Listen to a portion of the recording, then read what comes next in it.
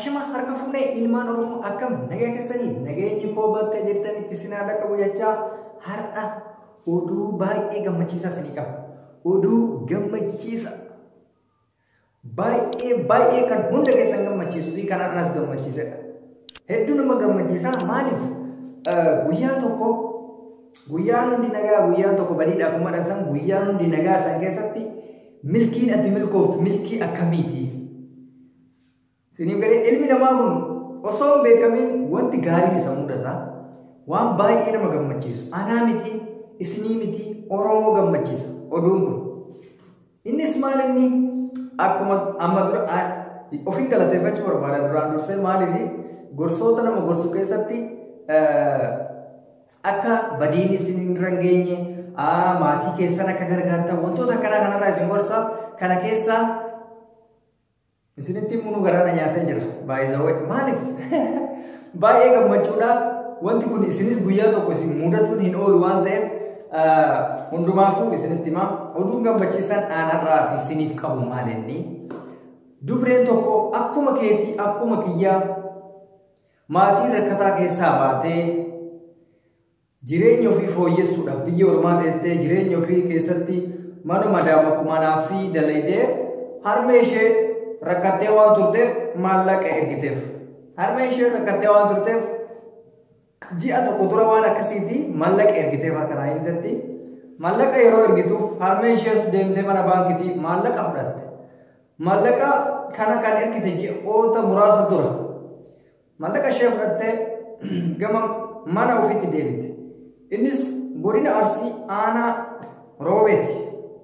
Wanti kun kan ta'e maallaqa ofii fudhattee maatii ofiitti deebitee maallaqa isheen ergiteef nyaattee waan barbaachisutti fayyadamtee guyyaan isiin yaadin tokko dhufe gaa guyyaan harmeen dubartii kanaa yookaan mucayyoo kanaa hin yaadin tokko dhufe waan abjuudhaan itti dhufee hin beekne tokko ishii mudate innis maal inni akkuma nama kamiitu jireenyi warra baadiyyaa kun loon tikfachuudha waan ta'eef loon isaanii tikfachuuf deeman ture. Achumarra bilbila kaanii beeytanii bilbila harmeelee kenna bilbila xiqqoo harkaa qabdi. Bilbilichis kan mucayyoo isiitti hin qunnamtu bilbilameef yeroo bilbilamuuf mucayyoo kootunaa bilbile jetteetuma gaa'isiin warri duraanii kun baay'ee hin beekan waan ta'eef bilbila ishee gurratti qabatte. Bilbila ishee gaafa gurratti qabattu haaloo jette. Gaafa kana haasawuun ni eegalame. Ebaluu jedhamna iddoo akkanaatti irraa jedhanii amma amanuu hin dandeenye maal jedhanii Oromiyaa baankii intarnaashinaal irraa isinii bilbilaa jedhanii dhuftanii akka nu qunnamtan bakka akkanaatti jedhanii amma gaafa kana harmeen kun maal seete mucayyoo koo odonaan bilbiliin maallaqa naa ergite jetteetumaan baankattii maqaan beeyti baankii dhayite gaafa baankii dhayitu akkuma baratame gaa maallaqa xiqqoo wayii naan erguun ooltu jetteetumaan gaa saffii qabatteetuma an ebaluudhaan aadaa waltanii biriin dhufe jettee gaafa kana amma harmeen kun maallaqa kana fuudhuudhaaf kophaa ishee mana baankii deemte gaafa mana baankii geessu sa'aatiin kabaabii sa'aatii Itoophiyaatti sa'a jahaati natti fakkaate akka odeeffannoon nagayetti yeroo kana baankiin intarnaashinaali Oromiyaa maal jedheenii kan Roobeetti argamu magaalaa Finfinneetti ni barbaadamtu jedhanii maaliin balleessee maallaqa san dogongoraan fudhadhee jedhu shakkiin itti dhufe maaliif barbaadamaa jettee gaafatte deebii ishee gammachuu guddaa ture. Manaajarri baankii maal jedheen maallaqa amma dura isiniif ergame eenyutu isiniif ergee jedheen maallaqa ilma kootu intala tootu biyya alaatti irraa naaf ergee baga gammaddan harmee jedheen harmeen ammas waan hin galleefi tole ilma koo gara ta'u jetteen waanuma biras seete beektanii amma gaafa kana maal inni garuu ilma koo jettee gaafatte manaajara kana gaafa manaajaricha gaafattu manaajarichi maal jedheen maallaqa guyyaa amma dura si ergame san sababeeffachuudhaan hixaa baankii keenya buusuun konkolaataa Isuuzuu argattee jirtaa jedheen ilaali harmeen kun loon abbaa afur qabdi qotiyyoo lamaa fi sa'a ilmaa lama qabdi waa tokko qabdu sanarraa amma mee gammachuu akkamitti itti dhaga'ama konkolaataa Isuuzuutu singee lootoriitu singee carraadhaa baankii yeroo biyyoota adda addaa namaaf ergamu hiixaan namaa bu'aa hiixaan sun barana isiniif bahee konkolaataa argattanii jirtu baga gammaddan harmee koo jedhee harmee ofitti qabe harmee isheen rifatte hin amanne mucaa koo maal jetta maal jechuudha wanta ati dubbattu kun naaf hin galle riba keessa immoo zaahira naan dubbatta jedhe rifatanii jiru nama bakka jiran of wallaalanii jiran xiqqoo ishee ofirra ta'a rifatanii ofirra ta'anii xiqqoo erga irraa galeen booda maal jetti jedhanii irra deebi'anii konkolaataa isinii bahee baga gammaddanii maatii keessanitti dawwaladhaa ittiin himaa jedhanii lakkoofsa maatii naannoo irraa fuudhanii warra naannootti bilbilanii warri naannoo osoo manatti nafin konkolaataan harmee baluutti bahee jedhanii gammachuudhaan bahanii gama manaatti deebisan jechuudha. Guyyichi lootoriin itti kennamu hin geenne itti himanii jiranii guyyaa kanaaf Finfinneetti argamaa jedhanii harmeen kunis gammachuudhaan waan baay'ee ta'anii gaafa manatti galanii jedhan mucaa ofiitti kaardii guutanii asitti dawwalan.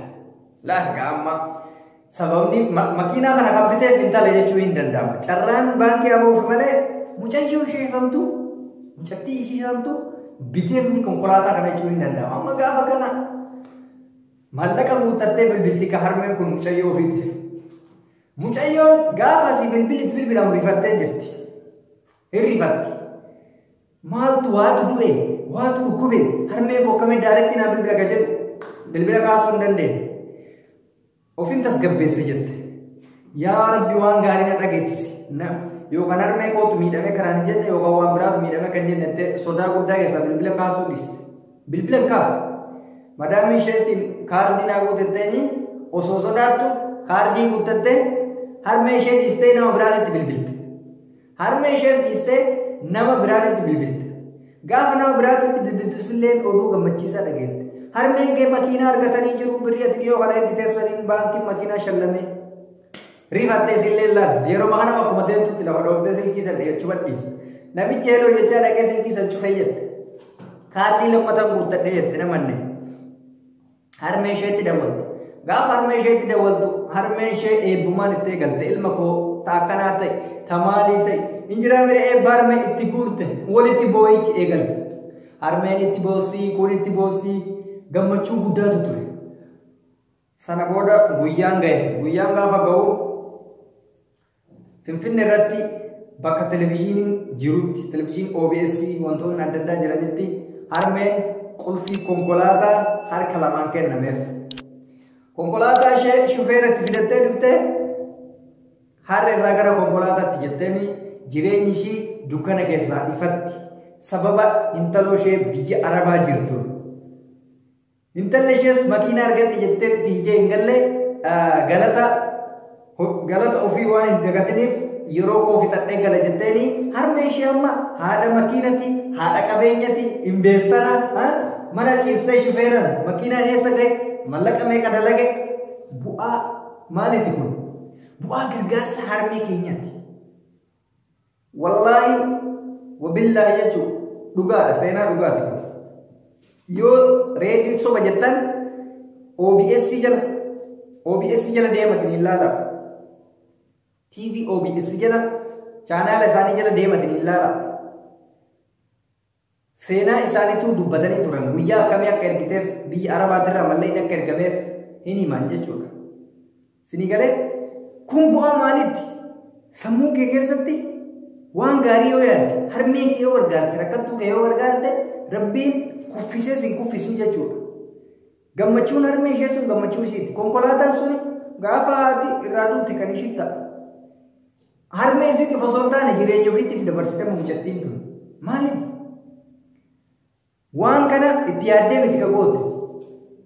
Haadha isiiti waan taateef, deessee isiiti waan taateef gargaarsa kana gochuudhaaf erga gootee fi mudannoon akkanaa isin mudate. Kan kana caalu jira. Kan kana caalu maa inni harmee kee gargaartee gammachuun harmeen kee yeroo sasii gammaddu konkolaataa caala, xiyyaara caala, jireenya addunyaa kana guutuu caala. Gammachuun harmeen kee qofti si gammaddu iyyuu. Gammachummaan harmee keetii qofti kan isin caala. Kanaaf harmee keessan, rakkataa keessan, miskiina keessan gargaaraa kanaaf isin jedhe. Namni rakkataa gargaare, namni miskiina gargaare kufee kufu. Daqiiqaa dheeraa haasa'e maaliif duraan bishaan dhugaa osoo lafti sooma hin danda'u. So kun gammachuurraan gammachuu guddaadha. Rabbiin gaxxaminya akkanaa yookaan immoo mudannoo akkanaa rabbi isinirraan haa ga'u jechaa ani amma makiinaa argattaniif miti kan isinitti maatii kee gargaaruun qofti makiinaa san caala. Rakkataa gargaaruun nama dhibame gargaaruun waa hunda san caala. Isinii galee kanaaf kun oduu gammachiisaadha. Hundi keessanuu lootoriin akkanaa isinaa mudatuun jedha waan hedduu garaa nama nyaatu namatti toluudha. Harmee ishee miskiinummaa keessaa baaste isheenis kan duraan mana arabaa dalagdu gaafa galte qaxarattee jiraachuu dandeessi jechuudha. Jireenya san rabbiin tasatti dabarseef jechuudha. Akkanumatti hunda keenyaafuu dabarsuu danda'a waan ta'eef waan gaarii haa hojjennu hanga addunyaa kanarra jiru. Isinii galee kanaaf hundi keessanuu harmee keessan gargaaraa maatii keessan gargaaraa naaf sapoortii hankan isin waliin ture reedii adamchuu jaalallan isiniif qabu hedduu cimaa. Kanaaf isin kabajaa isin jaaladha isin gorsa kiyyaa waan gaarii akka geettan abdiin qaba. Dhuma irratti namoonni chaanaal kiyyaa haaraa taatan subscribe gochaa namoonni mootuu kastamar kiyya taatan yookaan hiriyoota kiyya taatan laayik gochuun irraanfatina hiriyoota keessaniif sheer gochuus hin irraanfatina. Isin jaaladha isin kabajaa yaada keessan koomentii kennadha fayyataa carraa gaarii.